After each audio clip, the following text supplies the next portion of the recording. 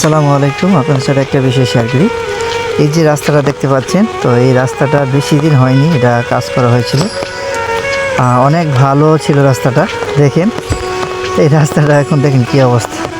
উপরে যে কংক্রিটগুলো আছে সবগুলো উঠে গেছে, নিচে যে ইটগুলো সবগুলো বের হয়ে গেছে। তাহলে কতটা মানসম্মত রাস্তা হলে আপনার এমন অবস্থা হয়, নিশ্চয়ই আপনারা বুঝতে পারছেন। তো আসলে বাংলাদেশে এটাই কেন বারবার হয়, কারণ সবচেয়ে বড় হচ্ছে যে যিনি দায়িত্বে থাকেন উনি তদারকি করেন না, এবং ওই এলাকায় যিনি চেয়ারম্যান থাকেন উনি তদারকি করেন না। এই জন্য কিন্তু রাস্তাগুলো এই অবস্থায় থাকে।